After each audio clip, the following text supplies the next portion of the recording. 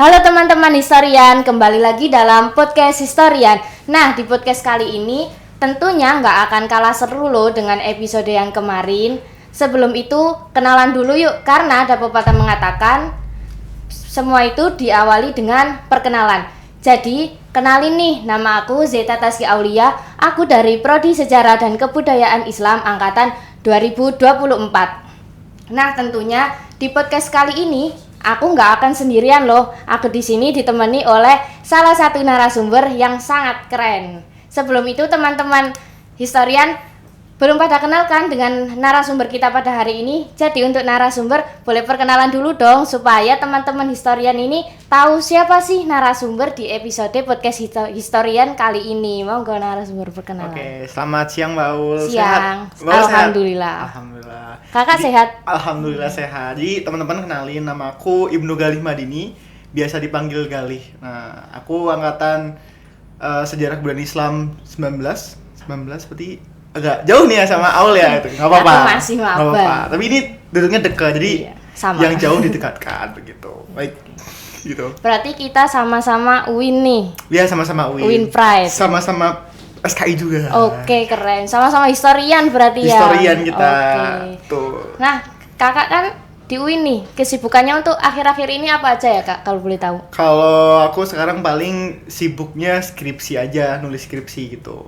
Untuk kesibukan lain paling isi beberapa seminar, workshop gitu di beberapa tempat lah gitu. Berarti gitu. akhir-akhir ini kakak sibuk sekali dong. Enggak juga, tapi Enggak ya juga. dinikmati saja. Dinikmati, tapi di tengah-tengah kesibukannya kakak masih menyempatkan untuk hadir di Historian Podcast. Yo Tepuk dong. tangannya dong teman-teman. Nah, sebelumnya itu kakak kan di UIN nih, udah ada kesibukan masing-masing. Gimana sih cara kakak membagi waktu antara perkuliahan sama kegiatannya kakak yang kayaknya sangat terlihat sibuk nih? Jadi kalau sekarang 2024 alhamdulillah kesibukanku nggak sesibuk yang sebelumnya. Kalau dulu pas lagi awal maba itu aku sudah set kegiatanku 4 tahun ke depan tuh mau ngapain aja gitu. Jadi aku udah belajar yang namanya planning itu sebelum masuk kuliah. Karena aku gap year, aku lulus SMA tahun 2018. Terus gap year, aku kuliah tahun 2019. Nah pas 2019 itu aku udah selesai semua sama namanya visi, planning dan lain-lain. Jadi ketika masuk kuliah, aku udah kayak 1 tahun ini mau ngapain aja, tahun kedua mau ngapain aja, tahun ketiga mau ngapain, itu udah ada semua. Jadi udah ada planningnya. Nah dari planning yang besar itu aku ringkes lagi ke planning yang harian. Jadi aku pakai beberapa teknologi tools gitu kayak Google Calendar, Notion dan lain-lain buat bantu aku ngingetin jadwal. Jadi nggak butuh ayang buat ngingetin jadwal, Ul. Berarti selama diri sendiri ini masih bisa, Betul. jadi tetaplah diri sendiri, ngapain butuh ayang gitu kan. Betul sekali. Jadi jangan tergantung sama orang lain, tapi tetap harus pakai kalau aku alat bantu lah gitu. Karena kita kalau biasanya kalau kita nggak jadwalin kegiatan kita jadi males gitu. Kayak besok mau ngapain ya? Sekarang mau ngapain ya gitu. Kalau kita udah punya jadwal, kita jadi tahu, oh hari ini aku aku pengen istirahat, nonton film. Oh besok aku ada acara, berarti aku harus nyiapin kayak gitu. Gitu sih, Ul. Berarti selama ini kegiatannya kakakku udah terstruktur dari Banget, awal. Jadi banget. kakak mau ngapain, habis ini mau ngapain Banget. itu kakak itu udah sejalan semua. Sangat. Karena udah punya planning dari awal. Sangat. Keren. Ya, sampai bahkan nih, aku suka nonton bola. Aku suka banget Liverpool. Itu satu musim Liverpool main jam berapa aku udah jadwalin. Jadi biar aku kalau nonton Liverpool mau jam 2 pagi, mau jam 3 pagi, itu aku udah ready. Oh, besok Liverpool main. Berarti aku siap-siap tidur siang atau Berarti gitu. dari hal sekecil apapun itu pokoknya udah harus ada jadwal. Ya, betul. Supaya nggak keteteran lah ya Betul istilahnya. sekali, biar nggak tabrakan gitu. Nah, ngomong-ngomong nih Kak, kan aku sebelumnya udah stalker IG-nya kakak nih ya. Oke. Jadi aku lihat di IG-nya kakak itu ngikuti kegiatan banyak banget. Misalnya ada kayak ngisi seminar, terus kakaknya kelihatannya udah kegiatan di luar negeri banyak sekali nih. Mungkin bisa jadi kakak pagi di Amerika, malamnya ada di Bangkok. Soalnya aku lihat itu kakak itu kegiatannya di luar negeriku udah banyak banget. Bener kan? Alhamdulillah udah pernah. Berarti kalau yang lama 4 negara, Masya tapi kalau Allah. yang kayak transit itu ya 6, 7 gitu. Sama transit gitu. Berarti mulai menjajah dunia nih kak. Ya, tahun kemarin mulai dari tahun 2023. Kegiatannya itu ada seminar, ngisi podcast, terus mungkin ada kegiatan student exchange. Iya, Kakak kalau aku pernah? ikutan ya student exchange gitu. Yang keluar negeri itu semuanya student exchange. Full. Jadi bukan ngisi Bukan seminar ngisi atau kalau seminar itu konferensi masih gitu. di lingkup lokal nasional gitu, gitu berarti. lah gitu. Kalau boleh tahu kakak mengikuti kegiatan student exchange itu di mana sih? Kalau yang pertama kali aku bareng Pak Sujadi itu sama dosen-dosen adab itu di Thailand sama Malaysia. Thailand. Itu di Patani Songkla, Prince of Songkla University di Patani Thailand sama di Sultan Azlan Shah di Malaysia gitu. Terus habis itu alhamdulillah exchange ke Singapura melalui program Kemenpora. Terus exchange ke Thailand lagi, ke Bangkok, tapi itu programnya ASEAN Foundation. Terus kemarin alhamdulillah baru tahun 2024 exchange ke Amerika Serikat, itu program dari Departemen Luar Negeri Amerika Serikat.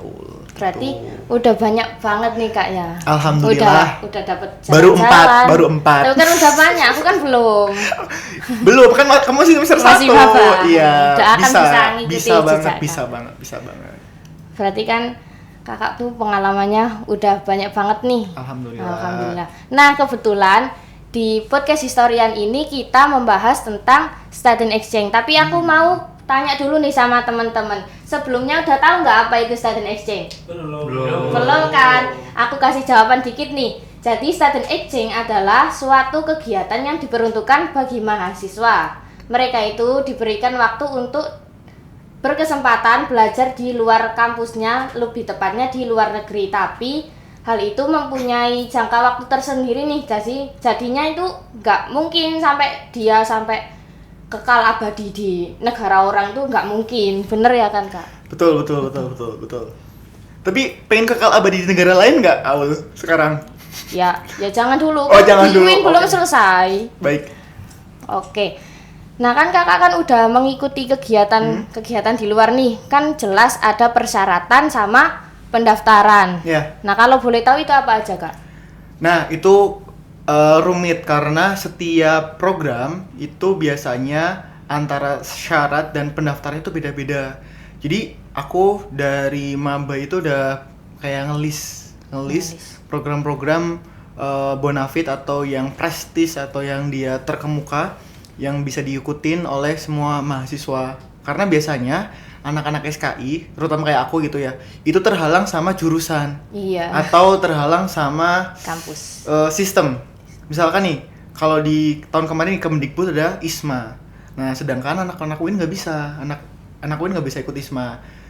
Baru MOSMA tahun kemarin lah itu, MOSMA tahun kemarin. Tapi harus pertama tuh ngelis kayak apa aja yang mau diikutin, terus riset. Nah, melakukan riset itu penting banget di awal. Kenapa? Dari riset itu kamu bakal tahu seleksinya apa aja, timelinenya gimana, biasanya kapan. Setiap beasiswa setiap program-program exchange gitu, itu nggak ada yang namanya ganti tanggal.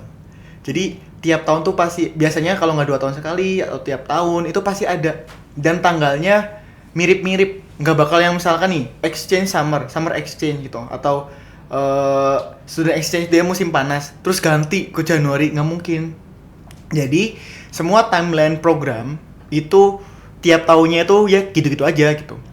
Entah itu kayak aku ya, Susi, itu pasti pembukaan September sampai Desember itu seleksi. Berangkatnya bulan Juni, Juli, kayak gitu terus tiap tahun. Mungkin tanggalnya berubah, tapi nggak sedrastis yang kayak pendaftarannya diubah bulannya, gitu sangat jarang terjadi.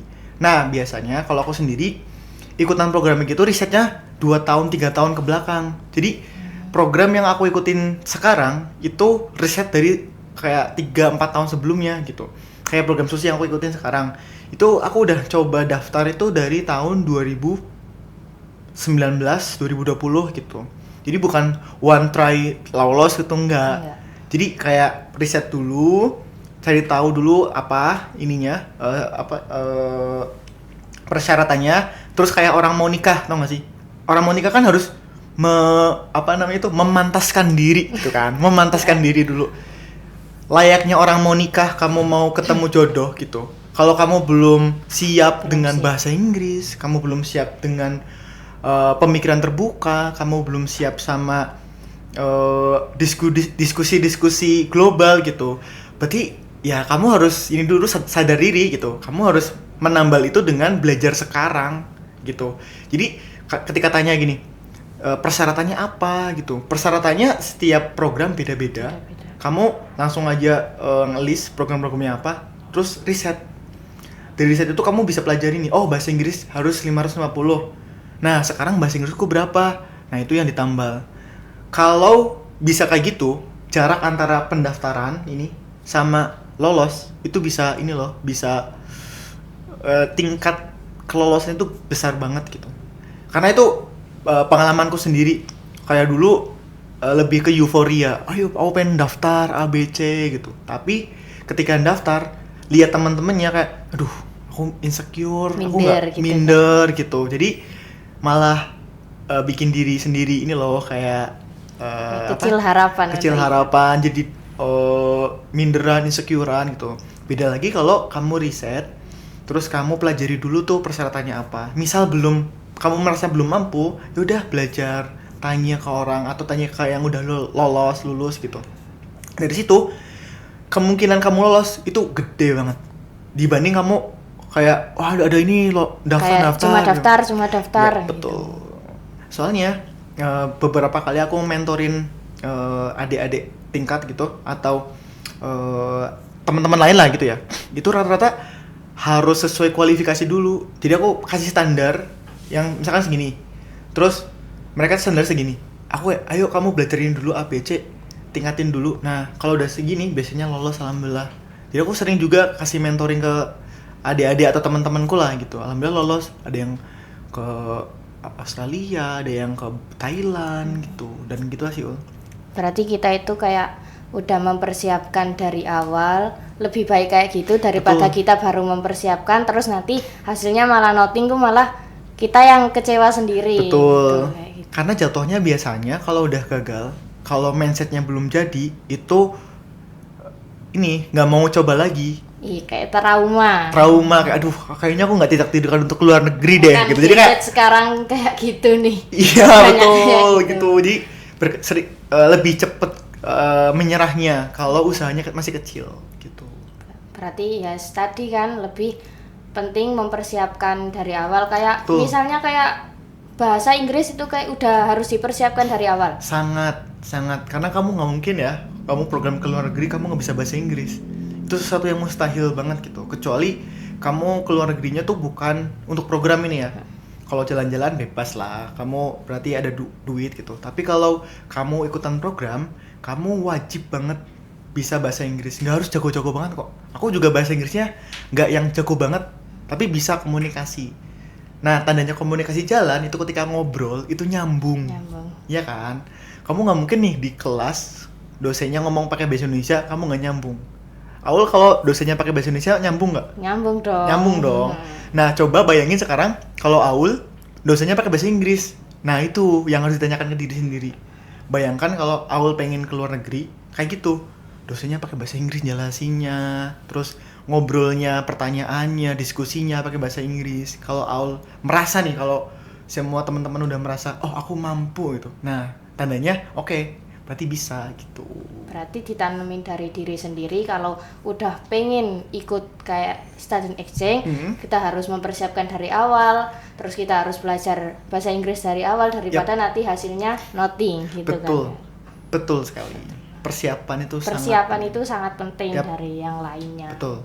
Untuk masalah pendaftaran kita bisa lakukan sambil berjalan. Yang penting persiapan dari awal. Betul. Kalau misalkan bingung daftar apa gitu ya, di IG ku tuh sering banget tuh nge-share kayak kegiatan yang aku udah ikutin atau kegiatan bagus yang kayaknya banyak anak muda yang bisa ikut terbuka untuk umum, itu aku sering sharing di saluranku juga. Jadi kalau mau juga boleh tuh gabung di saluranku gitu. Kalau minat nanti bisa lihat di IG-nya Mas Gali. Yap, saluranku. Yap. Nah, kan kakak kan udah ngikuti kegiatan di luar nih banyak kan, pasti punya pengalaman yang banyak dong. Boleh diceritain nih Kak sama teman-teman historian biar mereka tahu apa sih pengalamannya kakak selama di sana gitu. Mungkin pengalaman terakhir di Amerika ya, menurutku yang paling berkesan gitu. Kan di Amerika itu aku ikut program namanya Study of United States Institute. Itu topiknya itu tentang religious diversity and democracy. Nah, di situ aku belajar tentang keberagaman agamanya orang-orang Amerika dan demokrasinya orang Amerika.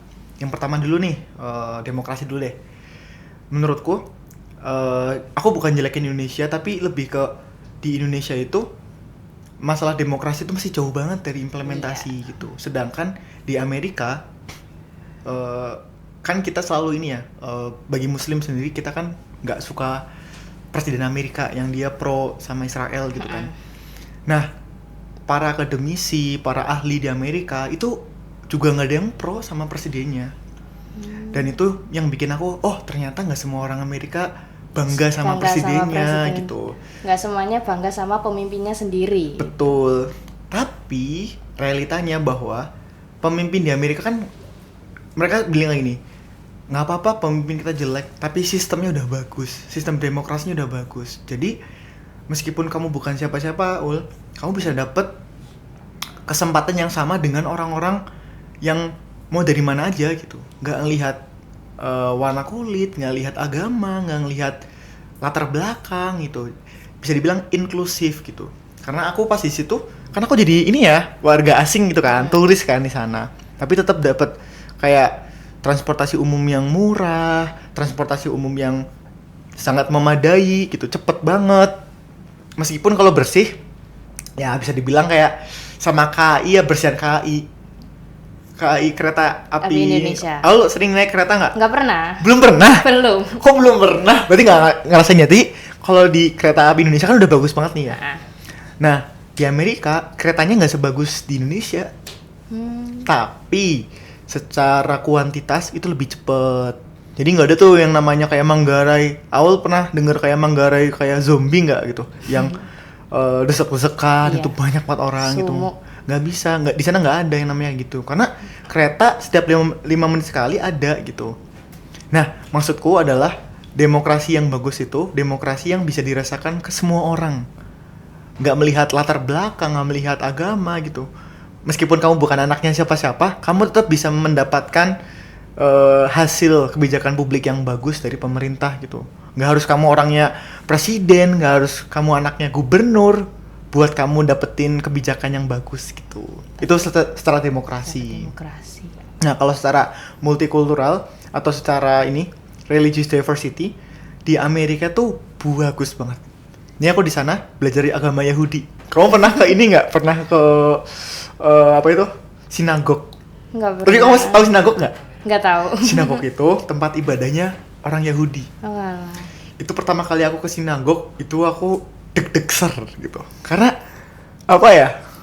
Pas mau masuk, itu apa coba? Ada ini Land of Israel. Gambar Israel. Kayak kakak masuk ke sana itu takut.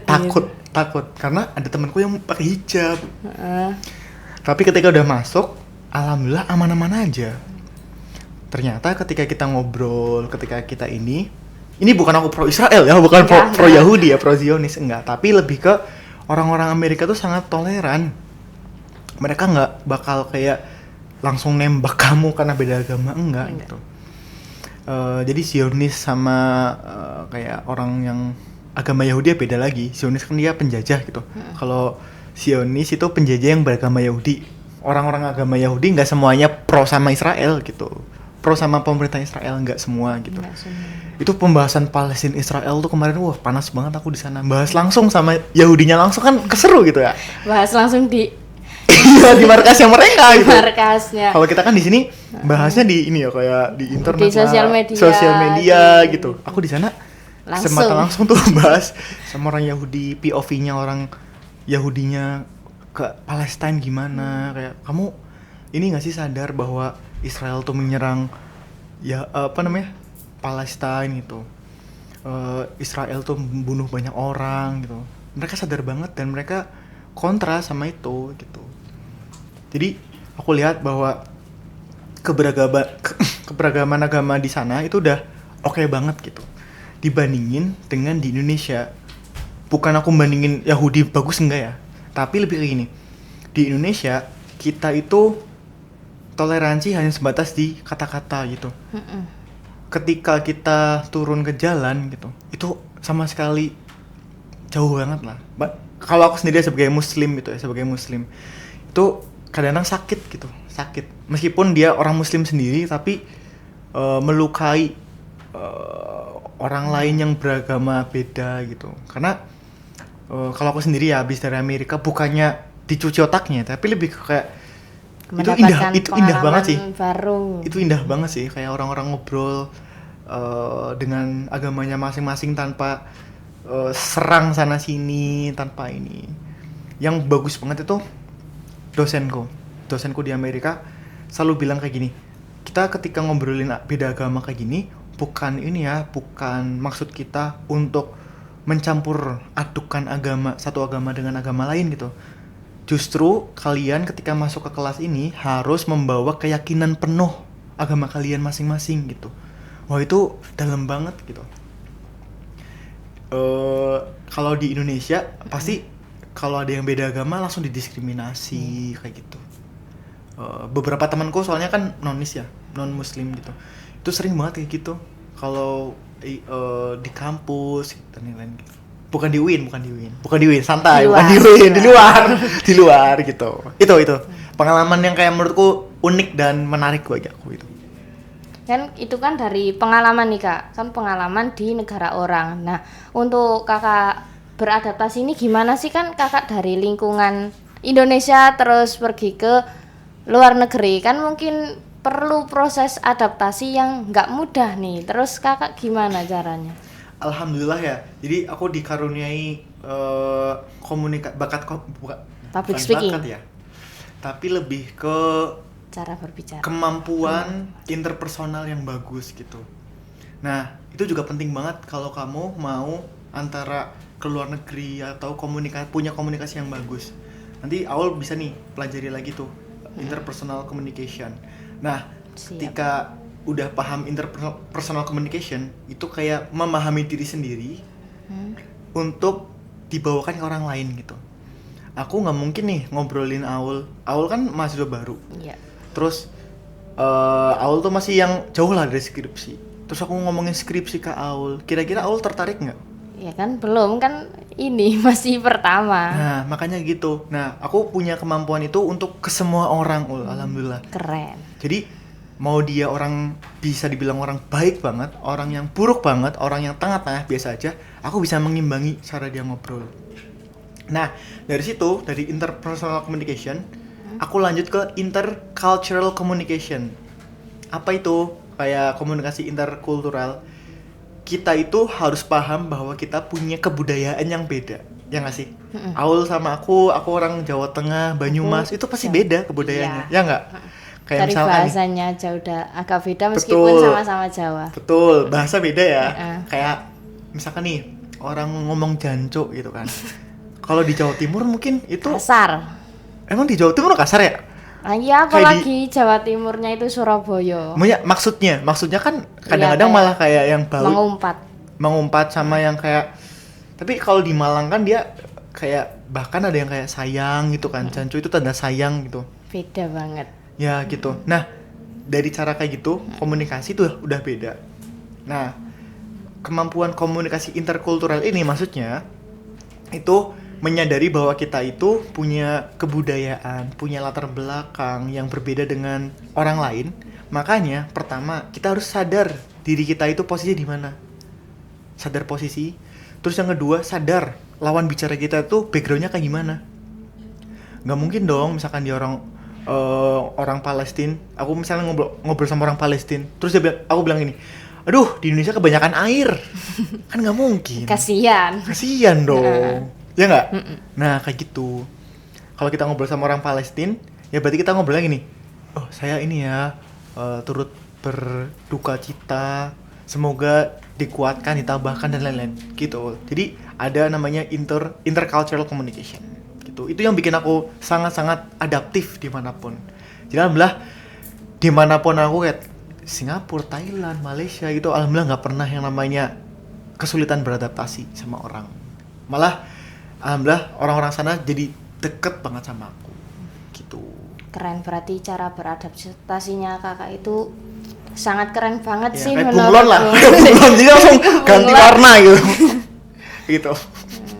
Kan itu mungkin dari cara beradaptasi ya. Terus kayak kak ngerasa ada culture shock gak? Kan hidup di lingkungan baru nih. Dengan cara kakak beradaptasi seperti itu, terus mungkin ada culture shocknya kan jelas ada. Soalnya kan pindah lingkungan ya kan kak. Culture shocknya mungkin ini nggak apa-apa ya, kita open semua ya. Banyak hal-hal yang ternyata ada ya gitu.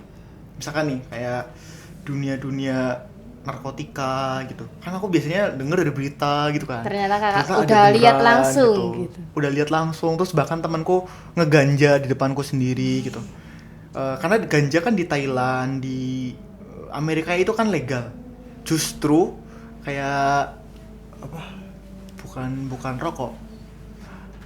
Beberapa sayuran kayak bukan bayam, lupa aku. Di Amerika tuh nggak boleh gitu. Tapi ini kayak itu narkotika gitu. Terus kedua, isu-isu yang kayak LGBT gitu. Nah, biasanya kita bakal lebih dibuka tuh urusan kayak gitu kalau ikutan program internasional, dan itu yang aku rasain banget sih. Wah, ternyata real ya gitu. Terus soal makanan sih ya, lidahku terlalu Jawa untuk makan makanan Bangkok, Nggak bisa Thailand berarti. gitu atau Amerika. Jadi yaudah, kalau di luar negeri kalau nggak masak sendiri ya beli ayam, sesimpel itu. Kalau makan langsung dari sana kan kayak masih aneh gitu, Iya, nggak bisa apalagi nerima ini. Makanan Thailand aku nggak bisa banget tuh makannya, aduh ini cocok gitu. Ya kalau ayam ada ayamnya masih oke lah gitu. Tapi ini ya biasanya gitu yang kayak tadi pergaulan bebas tadi, terus LGBTQ sama tadi makanan, itu sih yang kayak menurutku Harus culture shock. dijaga. Tapi yang jujur ya, culture shock yang paling, kalau di Amerika nih, culture shock yang paling kerasa adalah udara sama hawa. Di Indonesia itu panas pol. Dan Sama kayak sekarang. Dan panasnya tuh bikin gimana ya? Kayak gerah, keringetan gitu. Sumo. Gitu. Kalau di Amerika nggak ada sama sekali gitu. Nggak ada yang namanya panas. Panas sumo. tuh panas, tapi nggak bikin keringetan. Jadi orang mau jalan 10 kilo gitu, aku setiap hari tuh sering lah jalan 10 kilo, 5 kilo gitu, nggak apa-apa. Nggak terasa capek. Ya capek ya relatif ya, tapi nggak keringetan. Dan cahayanya lebih bagus. Jadi kalau mau foto di Amerika, itu kayak lebih putih gitu loh, lebih glowing gitu loh. Cahaya ilahi. Enggak, kalau di Indonesia kan kayak kita fotonya biasa aja gitu ya. Nah, pas aku foto di Amerika, itu lebih, karena udara kan ngaruh juga itu ke muka. Di sana udaranya lebih sehat, lebih bersih gitu. Ya kita Jogja aja lah gitu, panas banget. Panas gitu. banget, apalagi sekarang sumo. Ya begitu, jadi kayak udara itu, aku kaget sih jujur, kaget banget. Oh ternyata di Amerika bersih banget ya gitu. Soalnya jarang banget motor. Nggak ada. Di sini kan kalau di Jogja macet motor. Di sana tuh motor tuh paling 1% dari 99% mobil. Kendaraan umum, mobil pribadi tuh dikit banget lah, paling kendaraan pribadi 20%. Banyakan transportasi umum, kendaraan pribadi, sama motor tuh jarang banget. Itu yang culture shock sih, kayak orang kaget. sini kayak semua mau. Tapi ternyata gak ada kendaraan kayak gitu di sana, tapi di sini kok bludak banget. Iya, di sini mau yang di apa itu? Dimodif yang knalpotnya di ini apa? Polusi, Bang. Polusi. Ya begitulah, banyak hal. Itu culture shock itu. Culture shock-nya itu. Nah, untuk kegiatannya selama di sana itu apa aja, Kak? Bisa digambar ini biar teman-teman historian ini tahu Kakak di sana ngapain aja. Biasanya aku tuh ikutan simposium. Simposium tuh kayak gini gampangannya. Kamu punya satu bidang yang diminati banget, misalkan pengembangan masyarakat atau kesehatan. Sekarang kan yang isu-isu yang paling ini kan pendidikan, youth empowerment atau pemberdayaan pemuda, climate change, sama lingkungan. Nah biasanya isu-isunya itu tentang SDGs, Sustainable Development Goals atau tujuan pembangunan berkelanjutan dari PBB. Jadi semua kegiatan internasional yang aku ikutin itu muaranya dari tadi SDGs tadi. Nah bentuk kegiatannya itu kalau yang di Amerika itu kayak aku kuliah biasa. Jadi kuliah dari pagi sampai siang, sorenya praktek, kunjungan ke gereja, ke katedral, ke apa kalau Buddha itu wihara, ke masjid, ke tadi sinagog gitu loh. Jadi kita mengunjungi semua agama, kayak belajar gimana agama ini, terus diskusi gitu di kelas. Terus siangnya, sorenya baru kita ke apa ya, tempat ibadahnya mereka. Berarti kegiatan belajarnya itu lebih nggak kayak di Indonesia kan. Di Indonesia kan kayak kebanyakan cuma di kelas, cuma di kelas terus praktek gini Yep, tok kan. betul. Tapi di sana itu kayak belajar di kelas terus langsung kita terjun ke tempatnya langsung buat meneliti gitu. Betul. Jadi kita paham. Misalkan dijelasin nih, teman-teman, ini namanya kubah. Kubah itu Kayak gini. tempat orang khutbah gitu kan. Jadi orang-orang udah ada gambaran di awal, terus jadi tahu pas lagi kunjungan. Kalau di Indonesia kan kita dijelasin doang gitu ngalor ngidul, tapi kita nggak tahu tuh gimana gitu.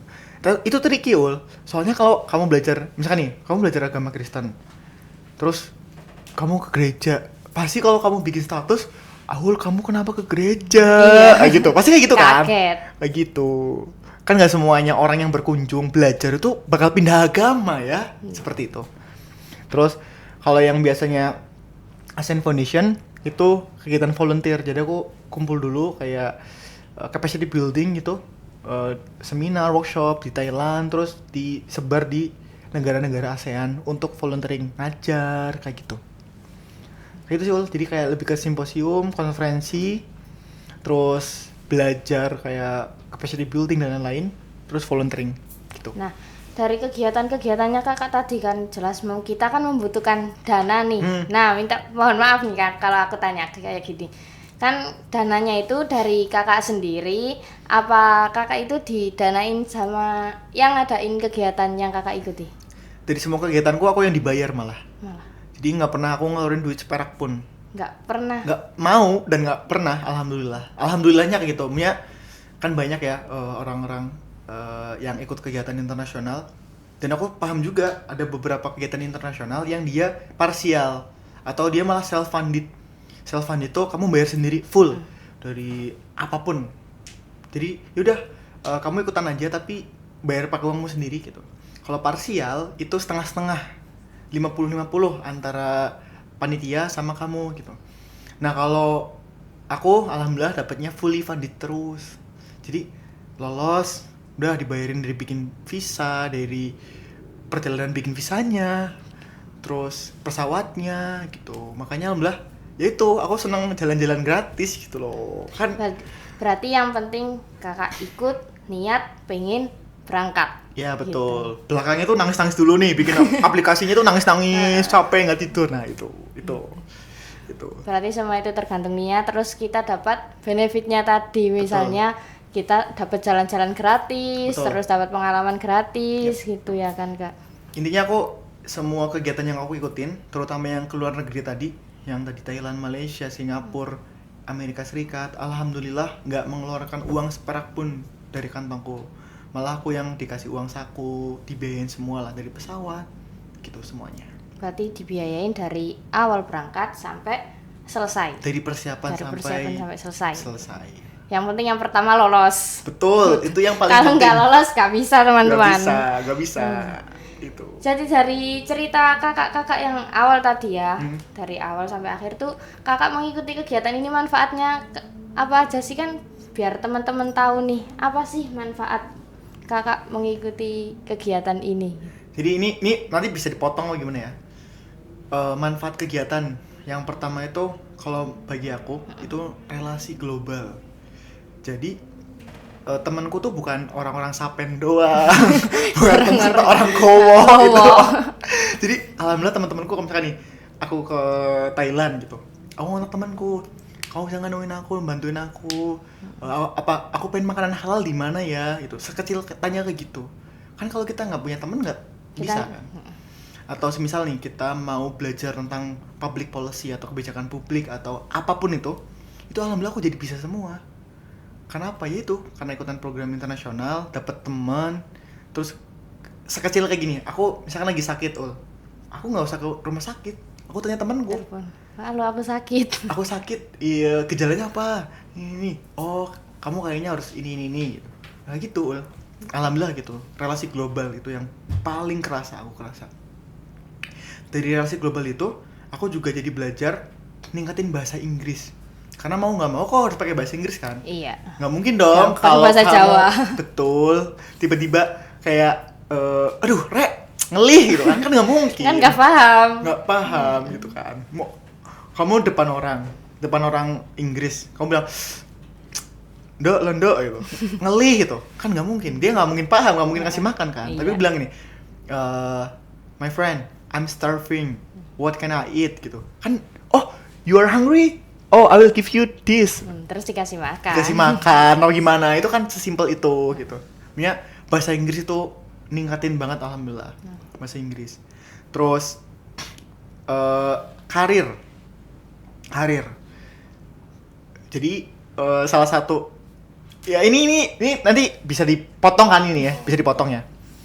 Jadi kenapa aku sampai semester 11 kuliahnya gitu? Karena aku melihat visiku ke depan bahwa aku harus kuat dulu di S1 pengalamannya. Jadi ketika mau kerja, mau berkarir, aku tinggal milih gitu. Bahkan aku dikejar orang gitu. Nah, aku kan aku jujur slow kuliahnya, nggak yang kayak aku harus lulus ini sekarang gitu. Nah sekarang kenapa aku kayak ngejar nih mau lulus gitu?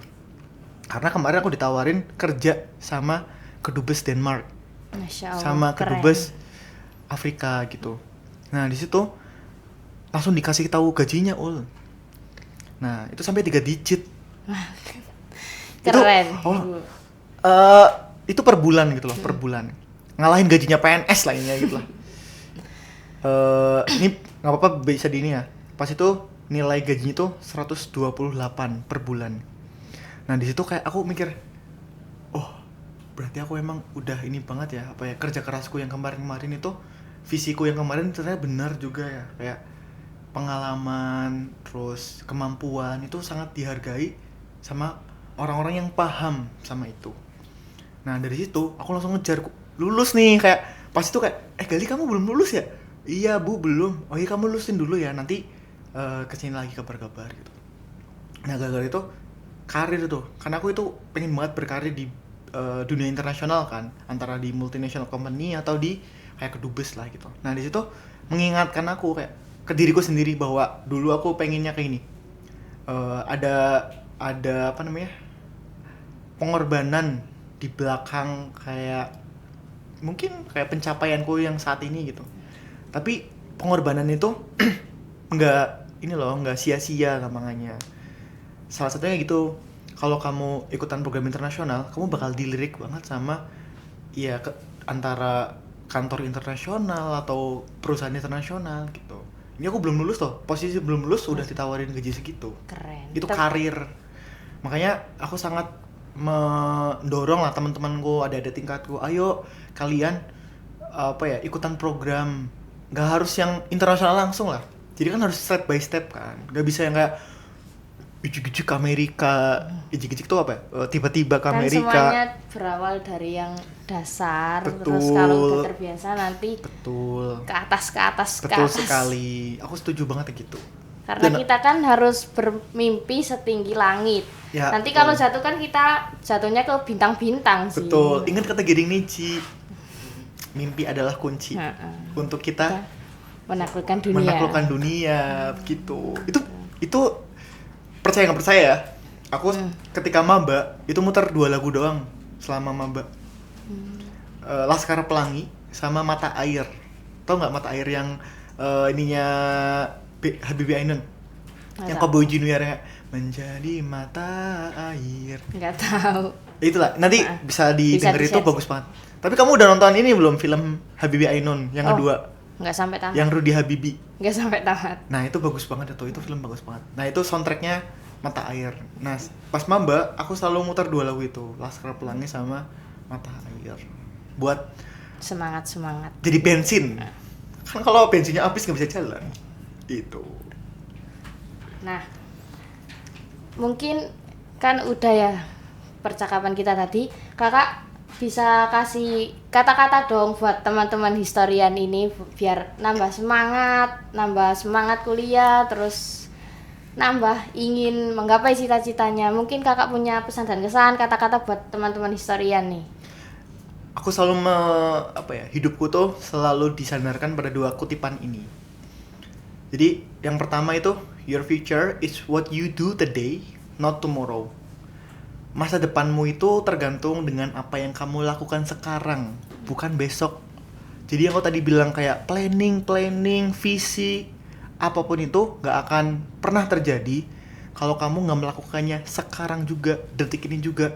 Kalau kamu, oke, aku mau belajar besok, aku mau belajar bahasa Inggris besok, aku mau produktif besok, gak bakal. Masa depanmu ya gitu aja.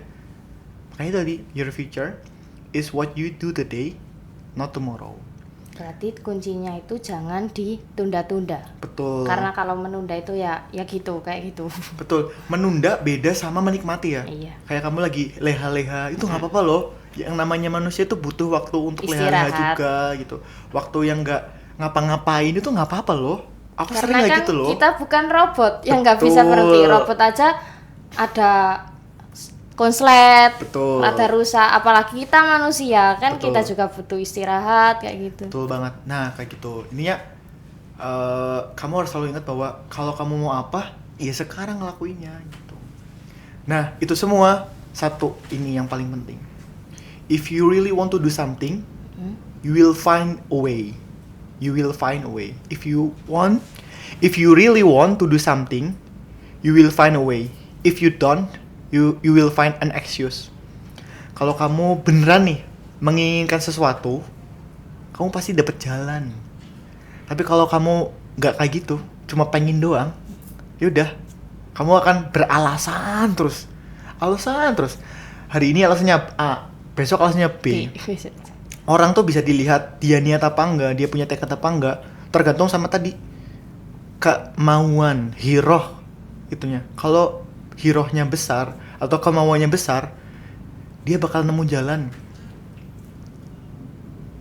Buktinya apa? Di aku sendiri. Aku pernah dulu 2020 itu keluargaku kena kena masalah finansial sampai aku sendiri nggak bisa makan. Bayangin nggak bisa makan. Pas itu aku mikir sama nantang Gusti Allah, bukan nantang ya, tapi lebih gini, ya Allah, aku masih pengen keluar negeri gitu. Kalau engkau memang maha kuasa, coba aku bisa keluar negeri apa enggak gitu. Tapi apakah aku doa doang? Enggak. Sama usaha, wah banyak lah pengorbanannya. Alhamdulillah bisa tadi ke banyak negara, ya gara-gara itu, karena usaha, doa. Banyak lah ininya, banyak puzzle-nya gitu. Jadi emang kalau mau sesuatu pasti bakal dapet jalan gitu. kalau mau sesuatu diusahain, jangan cuma doa. Betul. Kan doa tanpa ikhtiar nggak mungkin. Kalau kita tanpa usaha kan. Kalau gitu. diketuk nggak bisa, dobrak gitu loh. Kayak Kalau gitu. bisa ditendang. Iya, ini sampai buka gitu, ini gitu lah. Gitu, jadi pesennya tadi tetap semangat gitu, Tetap semangat, kalau pengennya dikejar. Betul. Jangan sampai ngestak. Aku pengen tapi aku nggak usaha. Jadi Ya. kayak cuma berdoa, aku pengen gini, tapi dia nggak ada usaha, jadinya nothing. Ya, Gagal semuanya. Betul. Gitu. Tetap semangat. Gitu. Nah, teman-teman, itu tadi pesan dan kesan kata-kata dari Kak Gali. Nah, untuk podcast hari ini, teman-teman, aku pamit undur diri, tapi jangan lupa like, komen, dan subscribe semua akun sosial media HMPS SKI. Untuk itu, dari saya maupun Kak Gali, cukup sekian. Terima kasih. Sampai jumpa di episode selanjutnya. Dadah. Dadah.